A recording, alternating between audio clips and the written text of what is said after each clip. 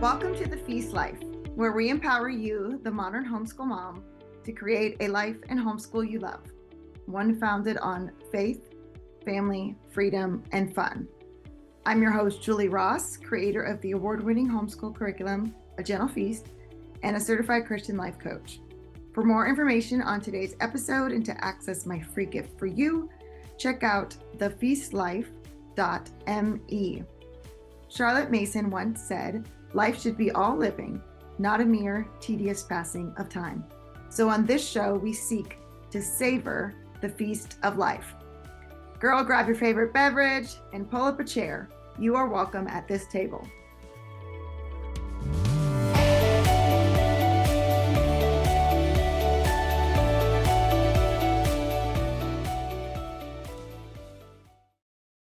Hello, everyone. Welcome to the Feast Life. I'm your host, Julie Ross, and today I'm so excited to introduce you to a dear new friend that I met, Calli Birch. Hey, Calli.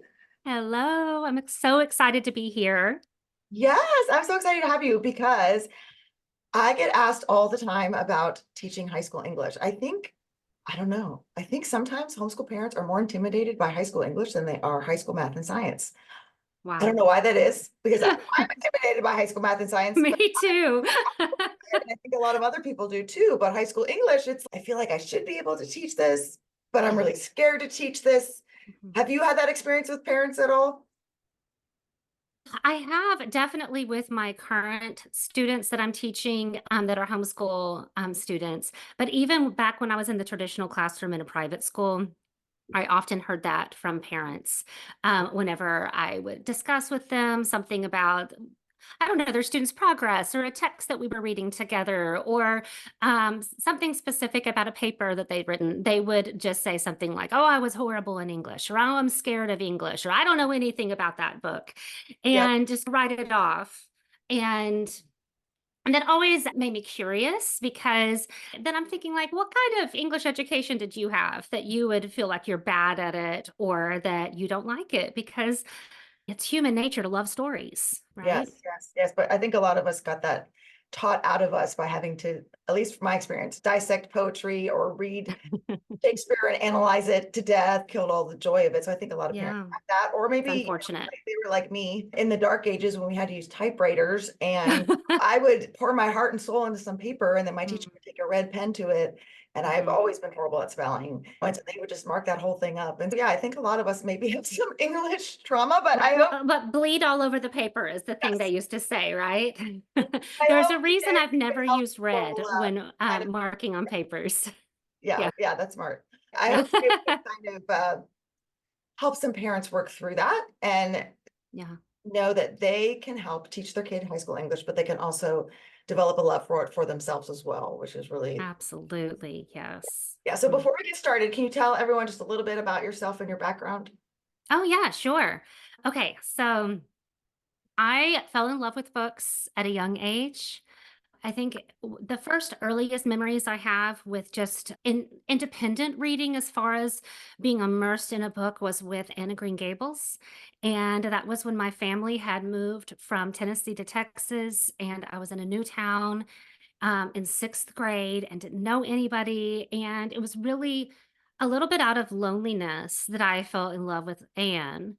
Yes. And I devoured the entire series. And I remember that experience showing me that books can be friends and that books can help us through hard things. And I have this sweet little journal entry from that year where I said something to the effect of, "Is it weird that I think Anne is my friend?" Well, I Anne's know my she's friend too, girl. yeah. I was like, I know she's a fictional character, but I just feel like we're so much alike. And that was the first time that I really experienced the concept of a book being a mirror and giving me a glimpse into my own life and my own identity formation, as Anne was also very lonely and isolated at the beginning of the Yeah. story. And then when I saw her navigate friendships, I too wanted to try to go out into the world and make friends. And I just looking back, I see that series as so formative as it gave me courage, is what it really did. And then moving forward, I was a voracious reader from that point on. I'm grateful we were in a I was in a public school educated. I did have 1 year of homeschooling when my family lived in Guatemala. I'll talk about that in a minute. But I had some really good English teachers. I will say the little school system we were in, this small town, had some just lovely people who were the reading, language arts, and English teachers. And they always were my favorite teacher.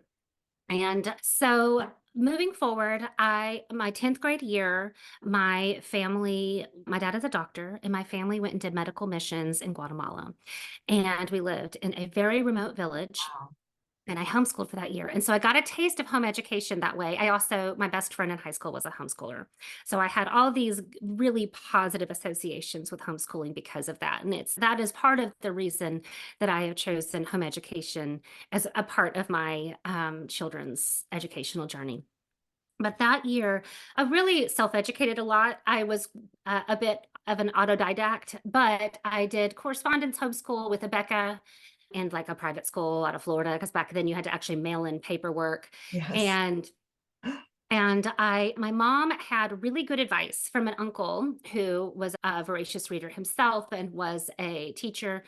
And he said, just pack a suitcase of classic novels and just let Callie read all year long. That Mm. will be the best education she can Yep, have. for sure. And so while I did do the correspondence school, it was geometry that year for math, and that that was not fun to do it all by myself Yeah, with no. no teacher.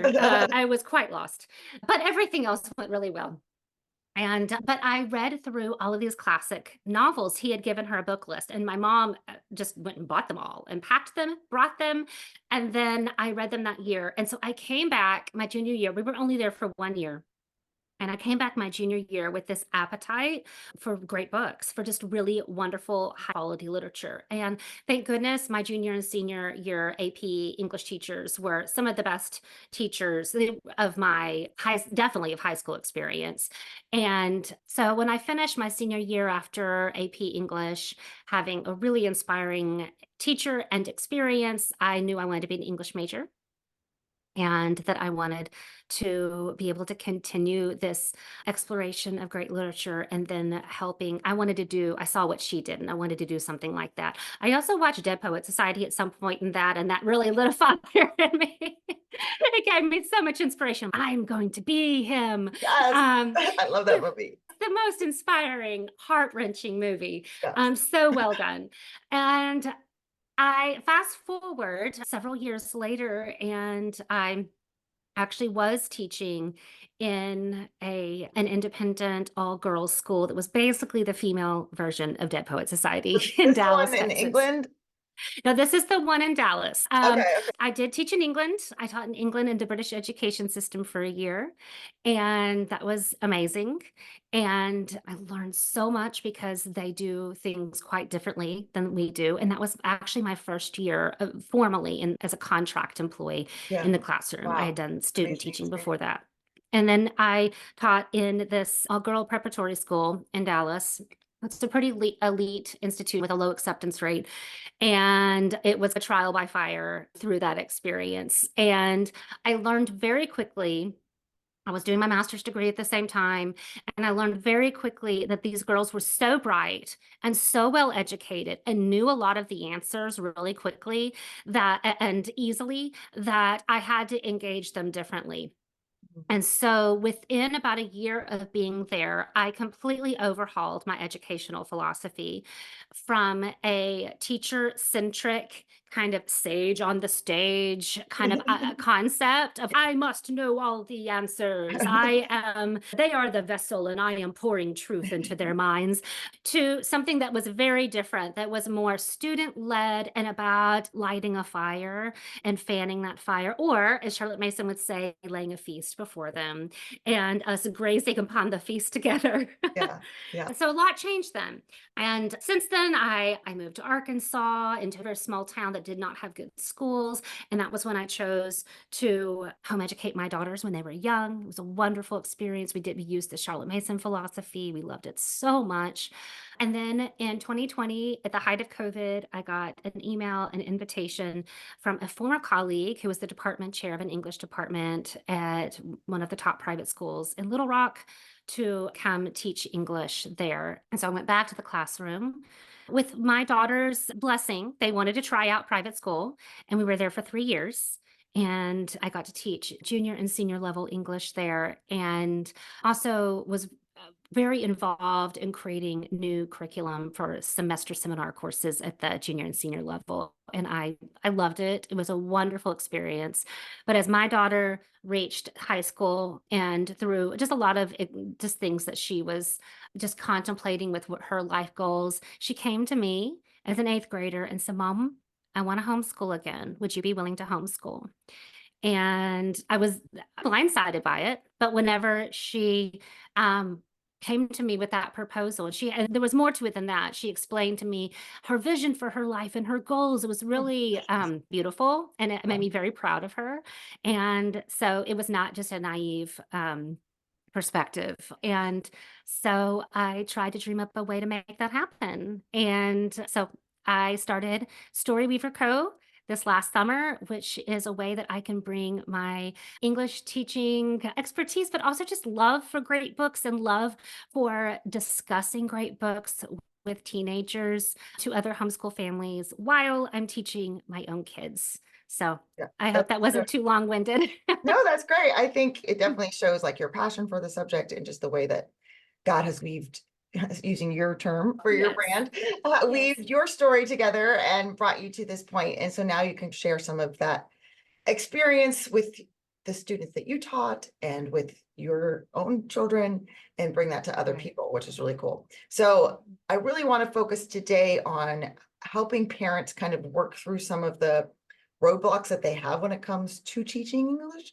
We all say, Right. I want my kids to love great books. How do I Right. get my kids to love Mm-hmm. great books? And then feel this pressure in high school to give them Right. this kind of curriculum where we can check off all the boxes and go, okay, you have Right. English 1 class, high school credit now, and don't realize that the methods that we're going about it are actually counterproductive to the results that we want to get. How do you go about in teaching your classes, instilling this love for literature in your students? Thank you for asking that. I think the first part is to start with where teens are at and now, there's many places you can start, but teens, they're just so wonderful. They are the most wonderful. I love teenagers so much. They are not children anymore, and they can think these higher level thoughts. That prefrontal cortex is really developing and working hard, but they're not adults either. And they crave authenticity and meaning, but they can also sniff out an agenda and manipulation a mile away. And they hate being forced to do things. Oh, So they they have to have buy-in. yeah. And I'm not saying that everything we're always going to do is going to have their buy-in. Sometimes we do have to encourage them and prod them along. But when we can get buy-in, it's a game changer. And so when we can show them that classic literature gives them a safe place to ask big questions and to explore the universal qualities of the human experience and contemplate these big things that they are already contemplating, that they are already thinking about in their lives, but it gives them a little bit of distance from their lives so that they feel safe. It gives them the perfect opportunity to do this.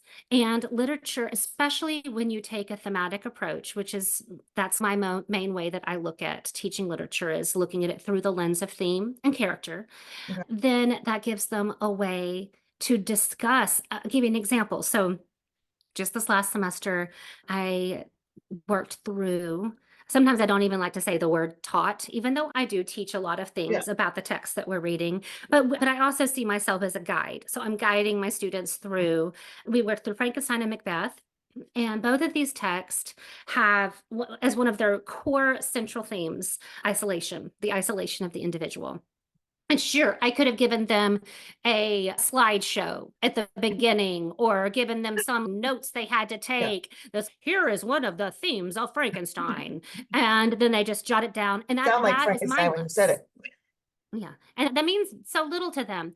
But I get them to probe the text and I have them discover the theme as it's emerging. Mhm. And then once they discover the theme, then we're really into talking about Victor Frankenstein and how he isolates himself in his studies. And what does that mean when he cuts himself off from his family? Or about Macbeth when he pushes away everyone, especially Banquo, who is his moral compass in the story. And then we start talking about what does it mean when people push away family and friends? Why Mhm. do people isolate? And you know what? That is a topic that is super relevant in their life. Oh, yeah. The current teenagers all have vivid memories of COVID.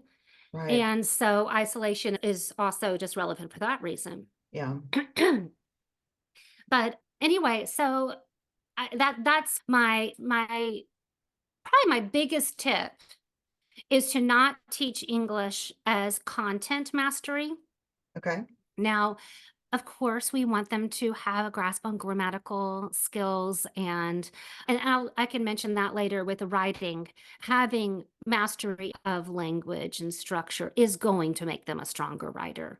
But specifically when we're talking about classic books and literature, if we treat it more like an invitation for experience Mhm. and to discuss meaningful things, instead of content to be memorized or content to learn, Mhm. such as when they go on to college, sure, it's wonderful if they know the what a tragic hero is or the essential plot points in Macbeth or Frankenstein. Yeah, that's nice. I Mhm. would like that, but it is not Yeah. essential. What is Right. essential is that they've learned how to read deeply, to think critically, and to ask good questions as they're doing that in the process, Right. to develop empathy and compassion by literature also being, I talked about it being a mirror earlier when I was reading Anna Green Gables, but it's also a window. Yeah. I'm about to start reading Night, Elie Wiesel's Yeah. Holocaust Yeah. memoir with my students. It's one of my favorite things I've ever taught. Now, of course, Yeah. it's not fiction. Yes, it's a hard read. But it's a very hard read, but it's poignant, it's Oh, yeah. powerful, Yes. and I dare someone to come out on the other end anti-Semitic. Right, right. It is so empathy building. And Elie Wiesel is a teenager in the story. Mhm. And he's about the same age as the Yeah. kids who are reading it when you read it with teens. And it's that whole idea of walking a mile in someone else's shoes and being able to see the world through their own lens. It's really hard to other. It's really hard to hold and carry prejudice whenever you have seen the world through someone else's story. And that empathy building compassion is something that's so unique to story. Yeah. And I think one of the greatest blessings that literature has gives us and something I like to lean into. Yeah. Those are such great points. And I think when parents are asking that question of like, how can I make my child love classic literature? You can't actually make anybody love anything, but Yeah. you can do your part, which is laying Mm. out the feast, making it inviting, Yes. right?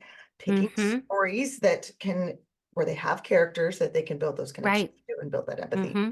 But I hear from parents a lot of, what if I haven't read the book? Like, how can we Right. discuss the theme of Frankenstein or Mm-hmm. Macbeth? That sounds really great, but I don't know Macbeth or Frankenstein, so do I? And I don't really have the time because I'm also homeschooling all these other children and trying to teach this kid how to read and make sure we all eat Mm-hmm. dinner. How do I do Mm-hmm. that? And then have this discussion with my high schooler so that they can find this theme in Macbeth. Mm-hmm. Yeah, that's a good Yeah. question.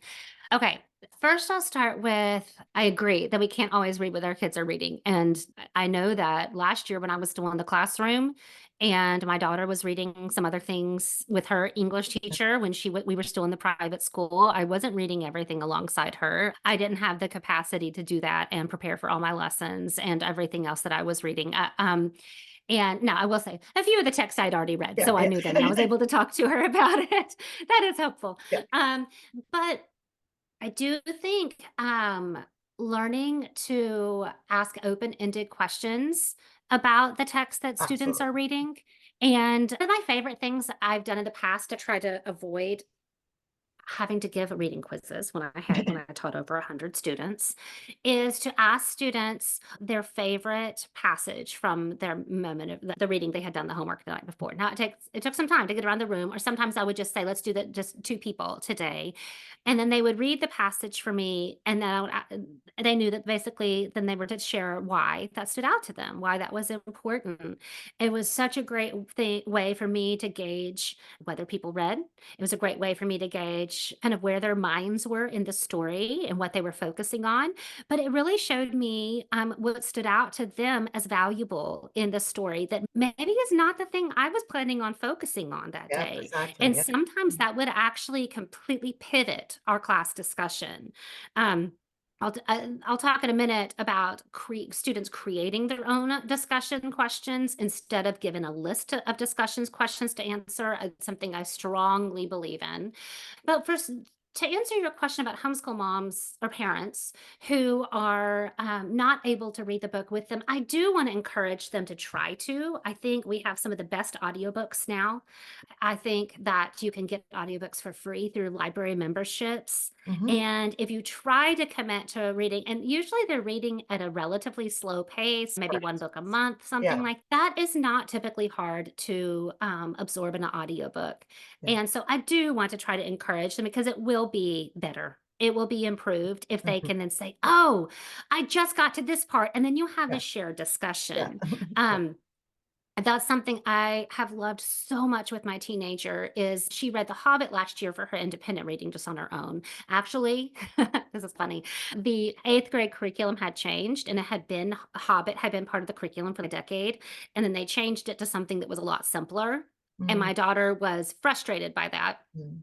And she read the other book, but it was just something that was very she felt was just easy and not what she wanted to read. She was so excited about reading The Hobbit. And so she read it as her independent reading. And we had so many, and actually continue to have so many great conversations about The Hobbit because it lit up her imagination. And because I've read it as well, I was able to share that with her. Yeah. Yeah. So I think that you can also ask the student, your child, what is standing out to them or what they love. Just basic open-ended Yeah. questions I that agree. get them to Yeah. think and Yeah. and encourage them to share. And who is your favorite character? And they can always answer that question. Yeah. That's an easy one. Yeah. Or if you were Yeah, that character, how would you have done things differently? Or yes. that's And that exactly builds that right. empathy too, is getting them the person Mm-hmm. who's in mind. And Mm-hmm. yeah, opening questions I think are so important. And I tell parents Mm-hmm. too, sometimes you can cheat. There are Spark Notes. There are YouTube summaries out there now. There are a lot of YouTube If you're summaries. really pressed for time, yes, I think it's ideal to Mm-hmm. be able to read them if you can. Like you said, it's a book a month. You can listen to it while you're doing dishes or out for a walk or whatever. But there are resources too, so that you're not completely like clueless of what it is that they're talking about. But I have those discussions. I think is so fun. Just having this discussion with you, I miss my two adult children. We just had the best time going to coffee shops and talking about books Mm-hmm. and or my daughter would just come downstairs and be like, Mom, I cannot believe that Mr. Darcy said blah blah blah blah blah blah blah, or like whatever. And it wasn't just a read this and then come or when my kids were teenagers, let them Come record their answer my narrations on a questions phone. about it. Yeah, well, Mhm. I never did the questions, but they could record their Yeah. narration on the phone or they could write their narration. But the discussion is so key, Mhm. especially at this age, because Yes. they're asking big questions, they're thinking big ideas. And so if you're only Yeah. narrating, you're missing out on this. So you don't have to Yes. discuss every day with them. They're old, Yes. they can wait till they're halfway through the book or at the end of the book and have a big coffee chat or something. Yeah. Yeah. It's one of my favorite things is to invite my teenage daughter on a coffee date. She loves coffee shops, coffee Me houses. too. It's We got very much English have that. vibes, like, it makes you wanna Mhm. talk about books. It does. And we each get a little special drink. We sit in a cozy spot. We've already scouted out our favorite places here around where we live. And then just start asking her some questions about what she's reading. Yeah. And we've had some of the most wonderful discussions. She enjoyed Frankenstein because of course she's in my class now. She enjoyed Frankenstein way more than she thought she would. And we had so many conversations. She's a very compassionate soul, and she did not like that the creature was never named. Of course, that's important to the story that he's never named. And so she started calling him Bob because she wanted to give him a name. Because we established in our household that Dr. Frankenstein's creature, because of course Frankenstein is not the monster, it's the doctor. His name was Bob. And so we talked about Bob. The bulk of the month of November, she was very consumed with conversations about Bob. It was so much fun. I loved it. And also just kids love to feel like you have set aside your phone and your other things and your time and all the things that vie for our attention, all of us, every single one of us, and then just give them special focus and time. And I will say that it's hard to put a teen on the spot and be like, how is your life? That's not something that teens are usually going to respond to. They're just like, whoa, that a little too work personal. real well in my family either. Back off. Yeah. But so literature just gives us this entry point. That's a great and point. Great point. Yeah. Breaks the ice, and then you can relay that back to, oh, he seemed really isolated. Do you ever struggle with that? Yeah. Often they'll start, once they feel safe, once they feel like comfortable. Yeah. Oh my goodness, they'll just start telling you, well, I felt this before, before. That's what happens. Great literature, we read it, but it also reads us, and it informs us so much about who we are, even when we disagree with it. And that's what's so interesting, is that we can read about Dr. Victor's horrible decisions. And then we can come back, and it's because he made such horrible decisions that we can reflect on ourselves and be like, I don't want to isolate like that. I need my community. I need my people to help point me towards true north and to make good ethical decisions. It was in the isolation that he made so many poor decisions and became obsessed. Yeah, no, that's great. I love that. I hope this encourages parents. Yes. It doesn't have to be scary, because it really is focusing on the relationship. And that's what our teens need more than anything else.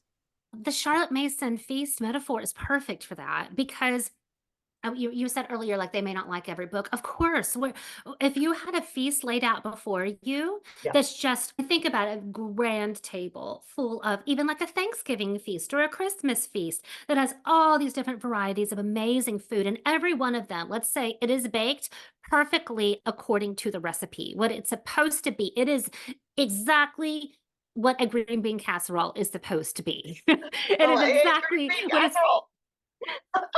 I'm showing my southernness here. What a sweet potato casserole is supposed to be. It is perfect. It is the most perfect recipe for that thing that is supposed to be. And I'm not actually saying that every classic book is perfection, but it is very high quality. That's why it stood the test of time. And it's engaging with these big topics and big questions. But you know what? They all have style. They all have form. They all have specific cultural context. And there are some things that our students are, and we ourselves are going to gravitate more towards and fall in love with. We may love green bean casserole, but just not really like the texture of sweet potato casserole. We might have a little bit of it on our plate, and we may acknowledge this is the best sweet potato casserole that's ever existed in the history of sweet potato casserole, but that doesn't mean we're going to love it. I love the Victorians. I love the way I love rich descriptive language. I love the kinds of ideas that they were dealing with. I love the deep symbolism, and that's partly because they were so strict in their what they were allowed to express and to contemplate. And so there's all this symbolism that's throughout it that I think it's so fun to decode. Some people can't stand the Victorians. Some people think they were so repressed and too wordy and the word you'll hear a lot is flowery, and they I feel like that with the romantics. That's why I like the flower. Yes. And they may love the more modernist style because it's more to the point.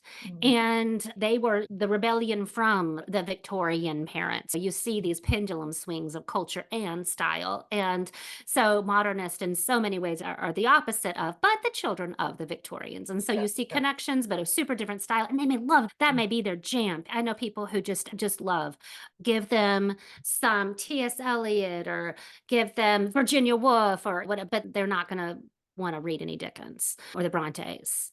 But at the same time, they've tasted all of it. And so they have a feel for what their preference is. Yes, yeah. And I think that's key too. I think, so do you focus more on classics, or do you balance that with modern, or what's your approach towards selecting some of these books?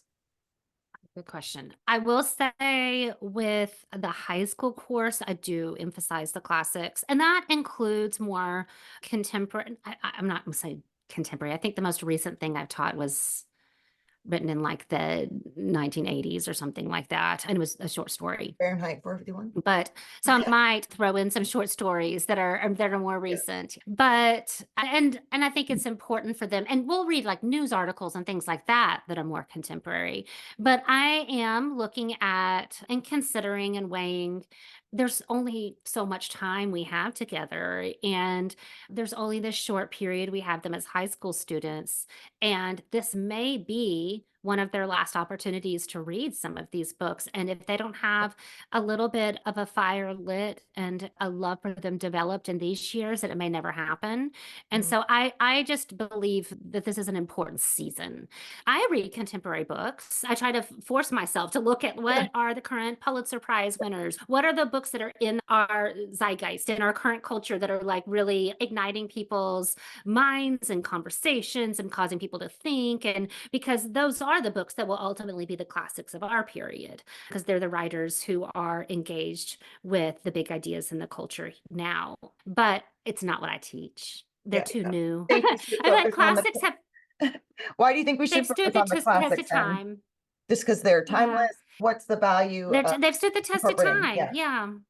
I will say in the middle school class, I might include, I am doing a more contemporary book with them. I just feel like it's a little bit different. I want them to just love reading. I want really high quality, Yeah. just lovely middle grade fiction. And there's so much good stuff out there Yeah. right now. So Yes. I will say middle school's different.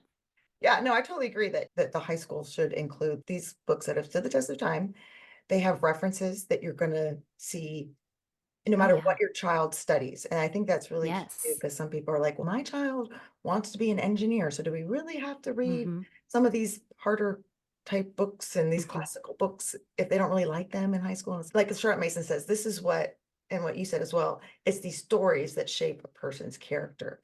Doesn't matter what field they Right. go into. The big ideas of Right. humanity are timeless Mm-hmm. and they're bound in Yeah. every field. People are everywhere. So yeah, that's Absolutely. a really great point. Mm-hmm. So let's shift gears a little bit from literature to the other part of English that makes us all want to crawl under the table, which is writing. Writing. Oh, I Like love I said, talking about especially if you have writing. red pen trauma. So how do us as parents who may not feel that we are good writers Hmm, help our children as high schoolers to develop the writing skills they need in high school? right. I have grown over the years to strongly believe that we should start with personal narrative. And so I actually start with personal narrative pretty much. There may be an exception at some point, but in my curriculum that I've developed throughout the years and what I'm doing now with Storyweaver, I start with personal narrative with very open-ended prompts that allow students to engage with the prompt kind of at the place like they can have all this variety of responses because they can engage with it in the way that they are capable of engaging with it. And teens typically love to write about themselves. So that's already a win. Right? It's something they know and understand. They're not confused by, tell me about a moment in your life when you were brave. Yeah, right. That's going to take some reflection. That's going to Right. take a time, some contemplation and brainstorming. What does it really mean to be brave? I had a prompt last year that was about the name of the paper. I like to name them. It was Sense of Place. We were really exploring how writers use place Mhm. and setting to informing and the meaning of the story Yeah. and Jane Eyre at the time? how no, it was actually my Southern literature class. Oh Oh, gosh, okay. Jane Eyre is massive. Like every setting is Yeah, huge that's to what. her character development. Yeah, it's essential. But no, it was the Southern literature class. And Neat. so Okay. obviously it was Southern lit. So it was literally Setting is the place. literature Yeah. of a place, right? And so it was, their prompt was something about writing, telling me a story about a time when place was central to the moment and why it was significant. And I can't remember the exact wording of the prompt, but it was something like that. And man, the stories were literally all over the place, over the globe. Yeah, exactly. It was some important place in their home that was, and we talked about it could be something as simple as your bed, Yeah. or a little chair, or a nook in your home where you feel at peace. Or it could be a location, like it'd be your grandmother's house, your grandmother's garden, and we talked about what would constitute a good story. And it took them some time and brainstorming to figure out their place. But the ones who figured it out and wrote with so much heart and so much passion, and this one in particular I'm thinking about, her grandmother had recently died, and she was really still grieving the death of the grandmother who had been very important to her life. And she wrote about her grandmother's kitchen and about them cooking together. And it was absolutely beautiful. And so it also gives students an opportunity to really probe their hearts and explore things they really care about. Yeah. But then writing in first person also helps them develop their voice. And then that will ultimately translate into their analytical and persuasive writing. I promise you, Yeah. when they can start hearing their own voice in their writing and saying, oh, that's me, that's my cadence, that's the way that I say things and express things, and then learn how to structure writing to be able to do that, is huge.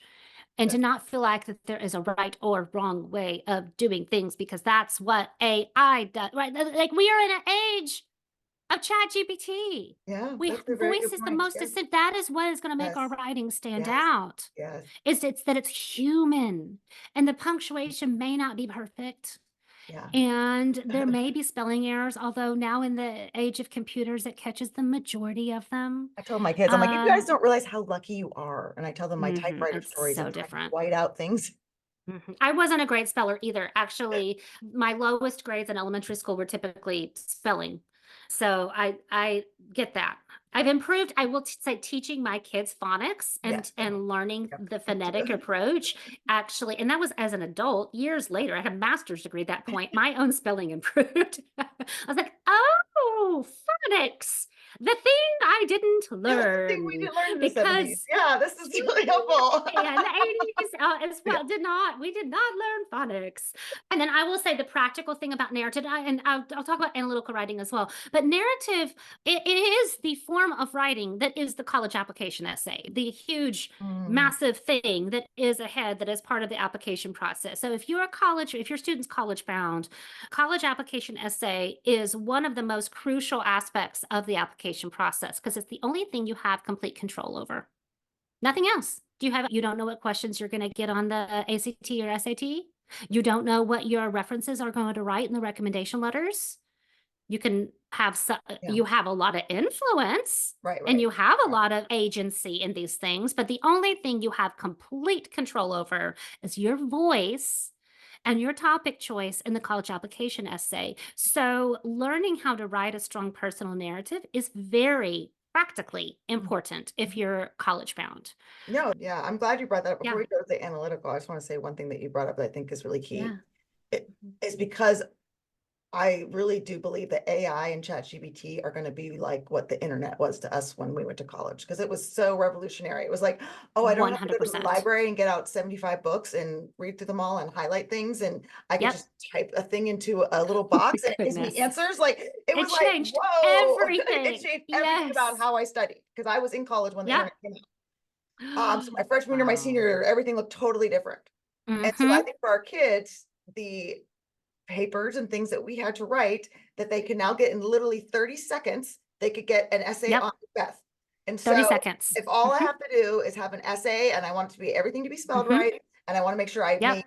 answer these 4 key questions and I have all my capitalization, everything correct, ChatGPT can do it in 30 seconds.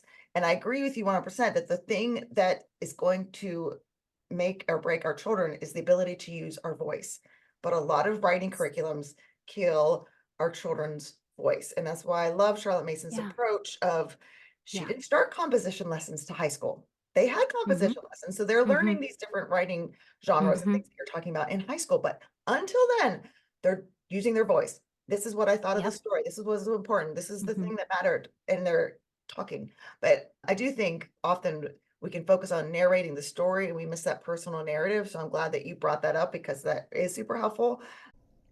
Today's episode is brought to you by A Gentle Feast.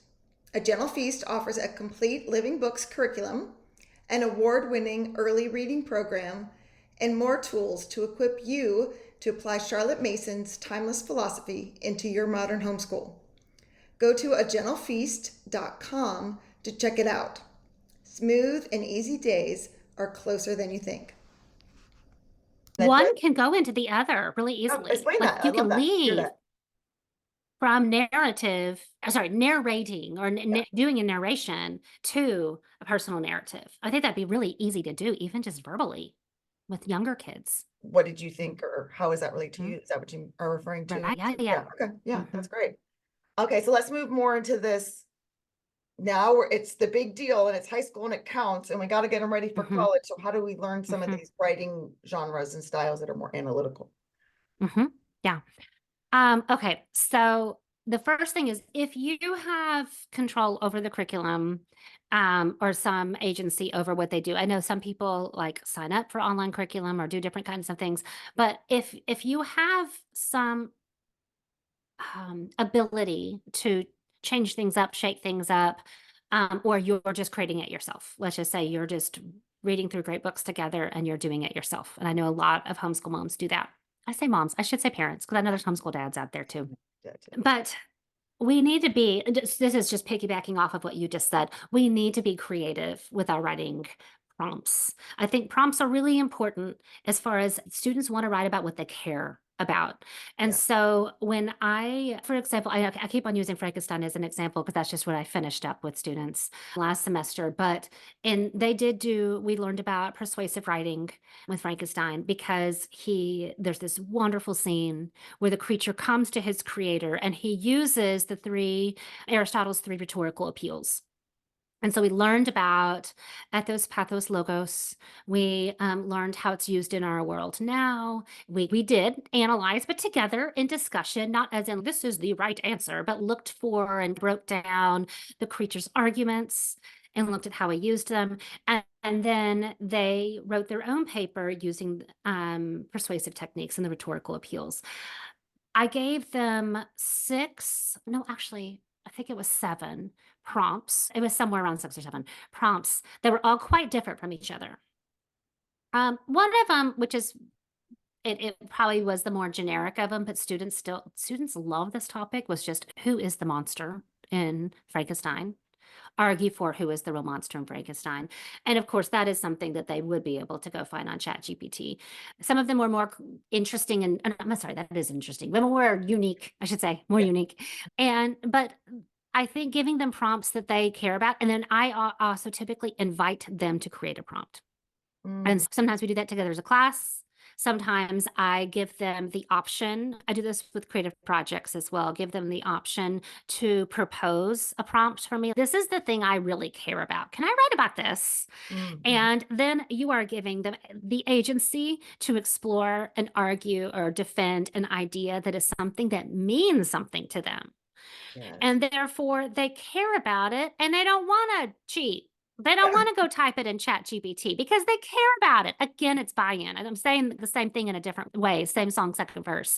So that's the first thing is as much creativity and that you can have and just open-ended types of prompts that give them a lot of freedom. They make them think, but they allow them to write about something they care about. The second thing that I think is incredibly important is to emphasize the stages of strong analytical writing and really strong writing in general. And that it is very rare that you're going to have this beautifully well-crafted, defended, logically structured with a logical progression of ideas paper. Right.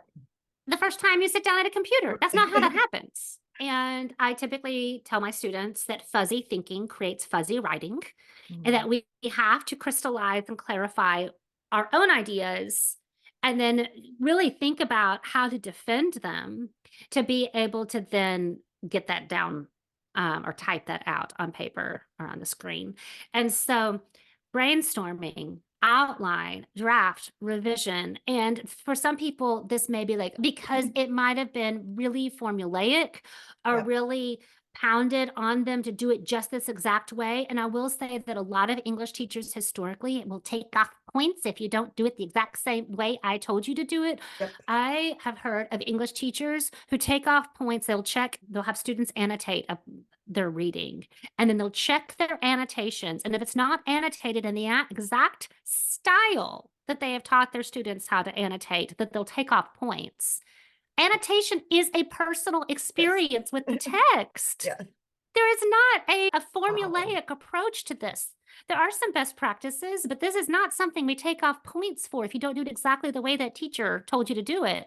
Think about whenever you have some big project that you're excited about. Let's say you are going to renovate a space in your home that you're really excited about, like something that is just for you. Actually, Julie and I were just talking before we came on air or started recording about my wallpaper behind me, because this little nook space right here was a really specially designed, almost afterthought whenever we were doing some construction on this new place that we moved to this last summer. And whenever you get real jazzed about something that you want to do, Yes. you get excited about the research stage. Oh, yeah. You Google it and you I'm on go down Pinterest. rabbit Yep. holes. You want to brainstorm. You care. Sometimes we get like sucked into it a little bit too far. We come up for air. Whoa. I've seen students do that with paper topics. And then ultimately it's changed what they want to major in college. Yes. Wow. Because they care that much about that topic, because it was something that was driven by their own interest. Yes. And then the outline stage is just organizing that and figuring out a logical structure and a progression of ideas. And it does take some strong critical thinking skills, and there's all these different right ways to outline. Ultimately, you'll have the outline up in front of you, but I've known people who start with Post-it notes and put it up, in front of them, That's how I outline things. because they're very tactile, and that's helpful for them. And then they can, instead of having to erase, they'll move it. Yeah. Oh, that point doesn't go under that paragraph. That really needs to be right here. Yeah. That goes in the second paragraph. That's the right evidence for that idea. And so care the way you go about it. There's a lot of different right ways, and that's something you could easily Google and find strategies for outlining a persuasive essay or analytical essay or whatever. But it's also pretty intrinsic that we know how to build ideas. Ask a kid to defend a point for why something that they really care about, something that they want, something that they desire, and they'll start outlining reasons. They're not too bad at it when it's something they really care about.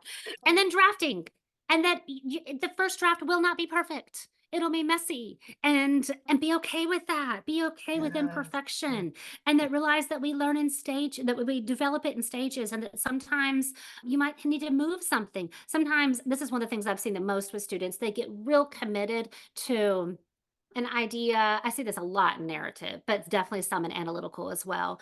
And once the whole paper is developed, that one point or that one idea, or sometimes an entire body paragraph, it just doesn't work. It's not fitting anymore. It's not jiving with the whole progression of ideas and the whole vibe. I'm not really using that word, but they say that, of the whole piece. And so you got to cut it. And that's part of the drafting stage, is knowing what to cut, what's left on the cutting floor.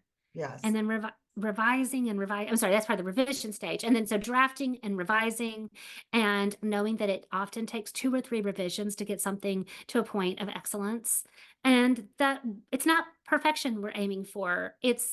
I like to say excellence, because I believe that everyone is capable of achieving their own individual excellence and what is best for them.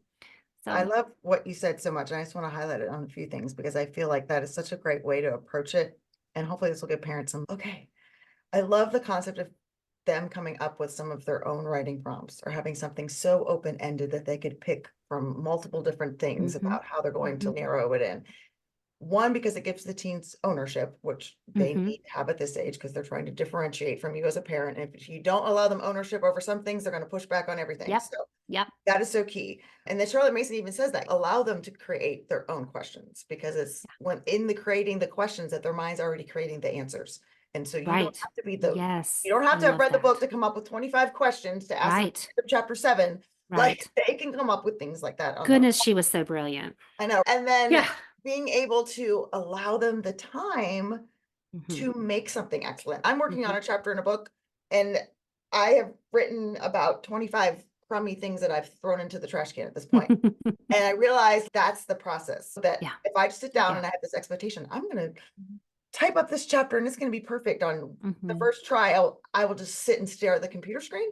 And Yeah. so our kids get that too, of that fear of, oh, I have to write this 5-paragraph essay. It Perfect. has to come out of my Mhm. brain right now. And every week I'm supposed to be churning out a new paper. Yep. There's no time. And that's one of the gifts we have as homeschoolers is we can give them a couple weeks to focus on that, or let's change that, or have a discussion. Don't take a red pen to it and hand it back to them and tell them to go fix it, but actually Right. talk through it. Oh, I was a little confused by what you meant in this paragraph about this. Right. Or I don't know Mhm. if this point is really substantial. Do you have any more evidence to support what you're saying here? Work and have those talks with them and allow Well, them. and what you just modeled is perfect feedback.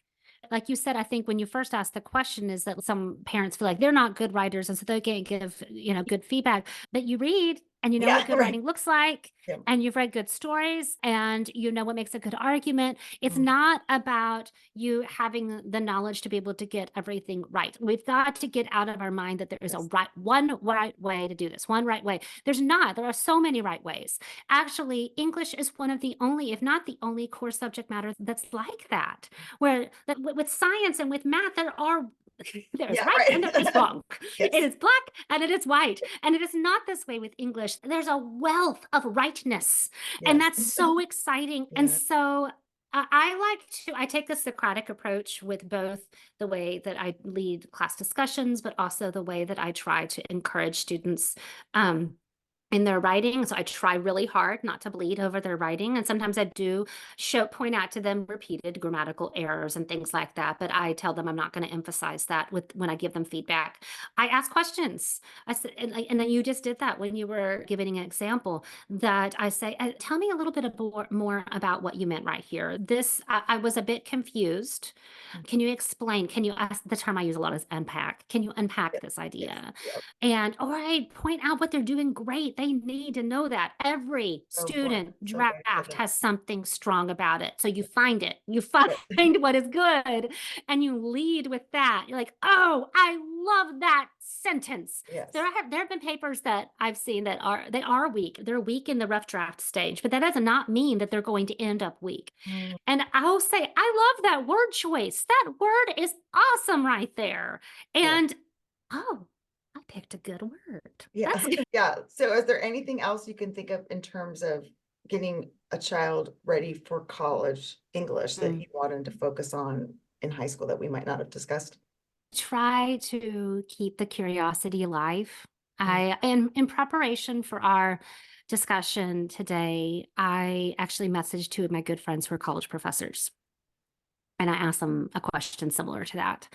And they were not speaking to just homeschoolers. They were speaking to the freshmen that they saw come into their classes, Yeah. and the amount of students that they've seen over the years.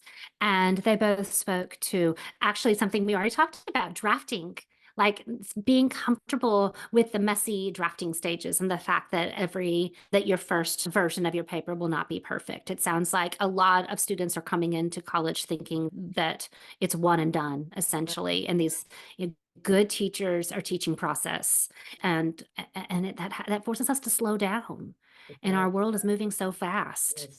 And so good thinking and good reading and good writing often requires for us to slow down. And Yeah, how to ask good questions It's not about having all the right answers. It's about being curious and learning how to ask questions. And there are questions that are better than some questions. All questions are valuable if sincerely asked, of course. But at the same time, there are questions that are, and we've been talking a lot about open-ended questions. Yeah. Those tend to be the higher level ones that cause us to think. How questions, why questions, to what effect, questions that cause us to compare things, one text to another, one character to another, for example, or a character to our own lives, and how to listen to other perspectives and to be a respectful citizen of the classroom, how to listen. And I think this is so important in our current culture Yes. that you can listen and respect someone without agreeing with them. Yep. Yep. Yep. You can give them the dignity of their own voice and the dignity of their own perspective while acknowledging that yours is different. And this is something in so many spaces, it's not being modeled well right now by adults in their lives. Right. And in a safe and nurtured college classroom, I would hope class in general, I hope this happens in my class. That is something that's really important. Yeah, I think it's so important in the homeschool too, right? Especially as they're teenagers, they're gonna say stuff that you don't agree with. Yeah.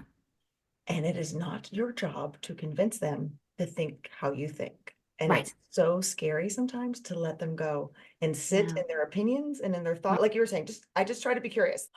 That's an interesting perspective on that. Or Yeah. that's an interesting Tell me argument. more about that. Yeah. And inside on my stomach's like, Yep. but if you shut that down and be like, oh wait, no, that's not right. Let me tell you why that's wrong. And here's the 5 points of why that doesn't make any sense. They will no longer share their thoughts and opinions. No, and they're not going to feel safe with you. It'll affect the entire class dynamic, to be honest. You have one student like that in the class, and that will change the dynamic. But then if we're only capable of having discussions with people who think exactly like us, we're going to have a pretty narrow view of the world. Yeah, Just like I was what's talking so about beautiful about narration too. If you're doing it well, your child has learned to articulate their opinion, Yes. give evidence for why they're saying what they're saying orally That's their whole right. lives. And so by the time they have to get to like a college class, Yes. good at that. But you modeling, listening to them every day, share what they're saying without interrupting, correcting, judging, I really do feel like they develop that skill, which like you're saying, these college professors are looking for, to be able to hold space to listen to other people as well. Yes. And then, like you said, be able to of course, we want them to be able to confidently voice their own opinions and perspectives and interpretations. And of course, we want that. And to have the confidence to do that, but to do it in a way that definitely has evidence supporting it and has substance behind it. Isn't just these goosey opinions all over the place. Being able to support it and to assert it while confidently, kindly. I think that's super important. The other thing I will say my professor friends told me is at that level, once they're moving to the collegiate level, to move beyond summarizing text and start learning how to synthesize. And that's something that, especially if you're having discussions about literature, that's going to start coming more naturally to them. And that's whenever they're pulling in ideas from all the things that they've read and learned and start synthesizing them together and not just parroting one opinion. That is higher level thinking. Right? Education is the science of relations. Yes, that's exactly right. And it's starting to really form their own ideas and start learning how to synthesize those ideas that have come before them and with their own thinking. And that's why they need those ideas, right? Because I think a lot of people are just, like you're saying, they're just taking the things that they hear out in the world and they're just repeating them. And they're not able to think critically for themselves. They've been so spoon-fed everything their whole lives in our modern education system that they're just regurgitating all of that back out and they can't actually form their own opinions. But in order to form your own ideas and opinions, you have to be filled with lots of different good ideas and opinions and different perspectives. Beautiful things, right? Good, beautiful, and true things. Exactly. 100%. That's right. Great. The feast. Yes. That's such a great note to end on. But before we end, tell us about your programs, what you offer so people can check you out. Oh, awesome. Thank you. So I've got several things in the works that I'm so excited about. Right now, I'm about to launch into the next semester. So I teach students in my home and online. So I have online, and those are live classes that we meet weekly. And then I do semester by semester curriculum, knowing that homeschool families need some flexibility. You only have to commit to one semester at a time. This semester, spring semester, is starting next week. I'm so excited. I'm working on that curriculum right now. And then coming in this spring, I am working on an e-course, a digital course that is going to be really helping students in the process of learning how to and exploring how to read literature well and how to love it. And so this is something I'm really thinking on a lot, is so much of what we talked about today, but then also actual, really practical, nuanced, let me walk you through, let me show you and guide you the process of this. And then tools that can be in their tool belt so that they can pick up any great book and be able to read it well. And I'm excited about working on that. Yeah, And then I'm planning on having some summer camps this summer, and some courses that are short form courses that are just like 1 week or 2 weeks. And then also, really, for anyone who has a junior or senior, I am going to offer a senior college application essay boot camp this awesome. summer, Great. probably in July. The prompts for the Common App aren't released till August 1, but we typically know there's typically know the majority of what's coming and can work with previous year's prompts. And I am really excited about that. I've worked with a lot of students with their college application essays. It's one of my favorite things to do, actually, because it's such an important transitional season of life Yeah. and making big decisions. Yeah. So where can they So it's find where your so many of classes these things at? we've talked about comes together, and it's just Good. it's really a beautiful moment. But they're also very nervous about it. And then I'm having fun on Instagram. I have a lot of things I've planned as far as just sharing ideas and tips if you want to follow along there at Storyweaver Co. So yeah, Yeah, so we'll thank you link so that into the much. Storyweaver Co. if they want to go check out your class offerings, because I know Okay. you are such a great teacher and knowledgeable, but also able to put things in really practical terms and display your love in a way that is engaging and inviting for students and adults as well. So I did one of your adult classes, so that was fun. So thank you so Oh, much, Callie, for it was taking the time to awesome. talk to us. I really hope that I really feel like this will give a much breath of fresh air and a different Yeah, perspective of I looking at hope. high school English. So thank you for that. Oh, you're so welcome, Julie. I've loved getting to know you, and I've loved this time together. Thank you. You're welcome.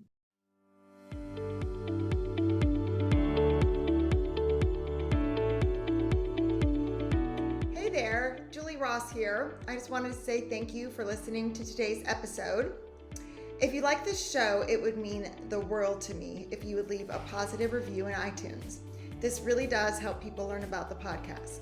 And each month I will pick a winner to receive a free gift. Don't forget to check out all the free resources we created for you at thefeastlife.me. Thank you.